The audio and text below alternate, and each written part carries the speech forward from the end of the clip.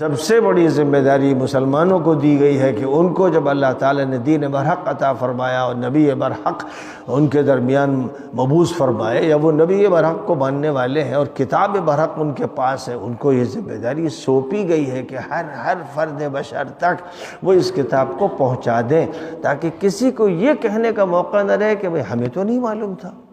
تو ایسی شکل میں مسلمانوں کی پکڑ ہوگی کہ جو امانت تمہیں سونپی گئی تھی اور یہ تم سے کہا گیا کہ بھئی یہ امانت ہے، آپ کو ہم 100 روپے دے رہے ہیں، یہ 10 طالب علموں کو 10 روپے دے دیجیے گا۔ اب ایک شخص جو ہے اس کے پاس یہ امانت موجود ہے اور اس امانت کے مطابق عمل نہیں کر رہا ہے، جن کو امانت پہنچانی تھی نہیں پہنچا رہا، تو یہ خائن ہے، یہ مجرم ہے، یہ خطا کار ہے جس کے پاس امانت رکھی گئی تھی، اور یہ کہہ کر کہ یہ امانت اتنوں کی ہے۔ اب قرآن پاک صراحت سے یہ بات کہتا ہے کہ جو امانت قرآن کی، دین کی، نبی کی، مسلمانوں کو دی گئی ہے وہ سب کی ہے۔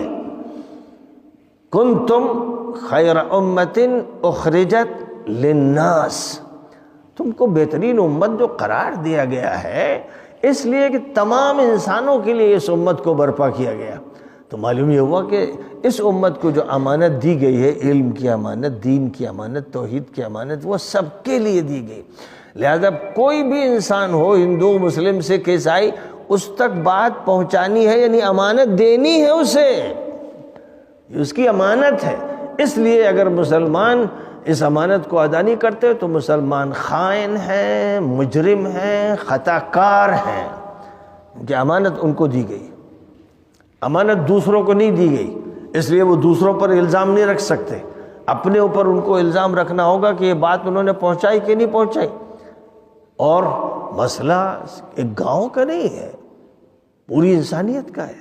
ملک میں جتنے لوگ بستے ہیں، دیگر ملکوں میں جتنے لوگ بستے ہیں، ہر ملک کے لوگوں کی ذمہ داری، ہر علاقے کے لوگوں کی ذمہ داری، اور مجموعی طور پر امت کی ذمہ داری۔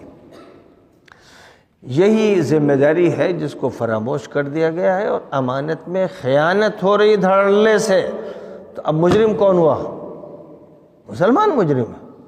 اس لیے جب یہ بات ہوتی ہے مسلمان پیٹے جا رہے ہیں، مسلمان مارے جا رہے ہیں، مسلمان ایسے، تو بات یہ ہے کہ آپ پہلے مجرم ڈکلیئر کر دیے گئے ہیں، کرمنل کورٹ میں آپ کے خلاف اللہ کے ہاں مقدمہ دائر ہے، آپ کو یہ شمار کر لیا گیا ہے کہ آپ مجرم ہیں۔ اب اس کے بعد آپ کی کوئی پٹائی کر رہا ہے، کوئی مار رہا ہے، کوئی تھوک رہا ہے، تو یہ تو ہوتا ہی ہے مجرموں کے ساتھ۔ پہلے آپ کو اپنے مجرمانہ کردار سے نکلنا پڑے گا اور سب پر حجت قائم کرنی ہوگی۔ آج جو ہنگامے ہو رہے ہیں، کہیں نماز کے خلاف ہنگامہ ہو رہا ہے کہ نماز ہم گودام میں نہیں پڑھنے دیں گے اور سڑک پہ نہیں پڑھنے دیں گے، اور فلاں جگہ عجیب عجیب تماشے جو کبھی نہیں ہوئے تھے اس ملک میں، وہ سب ہو رہے ہیں۔ تو اس میں اس بات کو بہت بڑا دخل ہے کہ جو امانت ہمارے پاس چلی آ رہی ہے، ہم نے اس امانت میں خیانت کی ہے، ہم نے یہ امانت سب تک نہیں پہنچائی۔ اگر یہ امانت سب تک پہنچتی، اسکول میں پہنچتی، کالج میں پہنچتی، یونیورسٹی میں پہنچتی، اور کھیت میں پہنچتی، اور کھلیان میں پہنچتی، اور کارخانے میں پہنچتی، ہر جگہ پہنچتی، تو بہرحال پھر ذمہ داری ان کی تھی کہ امانت ان کو مل گئی۔ اب جو ان کو دینا تھا ہم نے دے دیا، اس کے بعد وہ اس کو برباد کر رہے ہیں۔ جو پیسہ ہمیں ان کے حوالے کرنا تھا وہ ہم نے حوالے کر دیا۔ وہ شراب پی رہے ہیں، وہ ڈرگس کا استعمال کر رہے ہیں، وہ اس پیسے کا غلط استعمال کر رہے ہیں، وہ مجرم ہوئے۔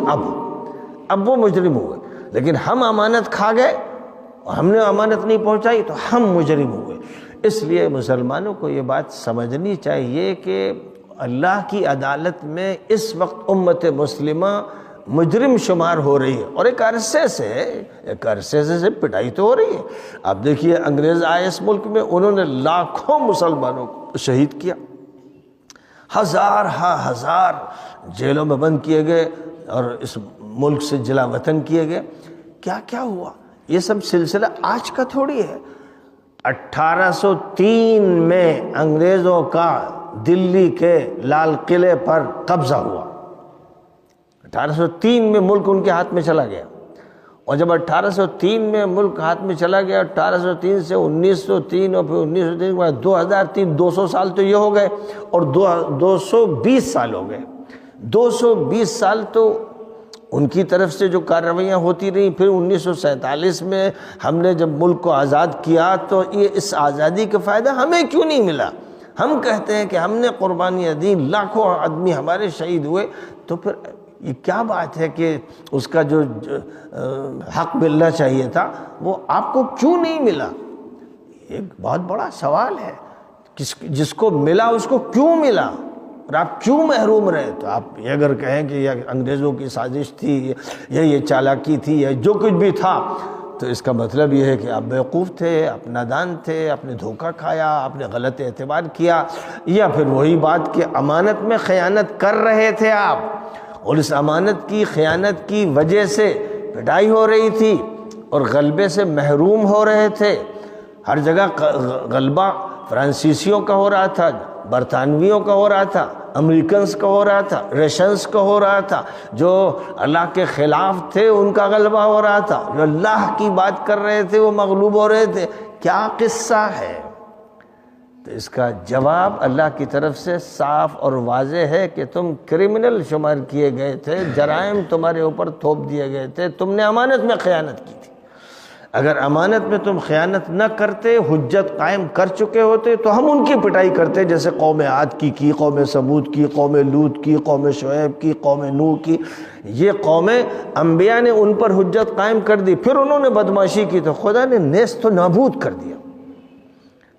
یہی بات آج بھی اگر ہوگی، خوب یاد رکھیے، آج بھی اگر یہ بات ہوگی، کیرالہ سے کشمیر تک اور بمبئی سے بنگال تک کوئی فرد نہ بچے جس پر قرآن کی حجت قائم نہ کر دی جائے، تو یاد رکھیے بالتحقیق غلبہ آپ کا ہوگا۔ اور جو بات نہیں مانیں گے اور پھر لڑیں گے اور مریں گے، خدا ان کو نیست و نابود کر دے گا، جڑیں کاٹ کے پھینک دے گا۔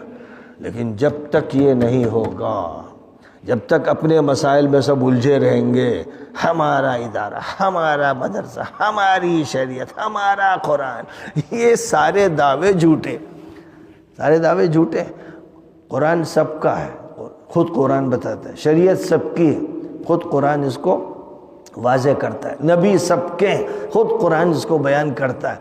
تو اب جو چیز سب کی آپ کہتے ہیں ہماری، ہمارے نبی حضرت محمد صلی اللہ علیہ وسلم، یہ جھوٹ بول رہے ہیں آپ۔ پوری انسانیت کے نبی ہیں، جن و انس کے نبی ہیں، تو آپ قرآن میں تحریف کر رہے ہیں۔ آپ کہتے ہیں ہماری کتاب قرآن، یہ آپ غلط بیانی کر رہے ہیں۔ قرآن کہتا ہے کہ قرآن ھدی للناس ہے، تمام انسانوں کے لیے یہ کتاب اللہ نے اتاری ہے، ایک قوم کے لیے نہیں اتاری۔ تو سارا مسئلہ یہ ہو رہا ہے کہ مسلمان تحریف کر رہے ہیں، علماء، ملا، مولوی، حافظ تحریف کر رہے ہیں۔ جب وہ ہماری کہتے ہیں، جھگڑا جو کیا گیا، ہماری شریعت میں مداخلت ہو رہی ہے، ہم نے اس کے لیے پرسنل لا بورڈ بنایا ہے، ہمارے مسئلہ طلاق میں مداخلت کی جا رہی ہے، بالکل جھوٹ بول رہے ہیں آپ نے اس کو اپنا مانا، اسی لیے سب ہو رہا ہے۔ آپ اگر یہ کہتے کہ شریعت سب کی ہے، ہمارے باپ کی نہیں، تو بات دوسری ہوتی، پھر اس کی وضاحت کرنا لازم ہوتی، آپ بتاتے شریعت ہے کیا ہے۔ تو بہرحال یہ سب وہ چیزیں ہیں جن سے گزر جاتے ہیں، وہاں رکتے نہیں، ٹھہرتے نہیں، اور اپنے گریبان میں جھانکتے نہیں، اس لیے مسائل حل نہیں ہوتے۔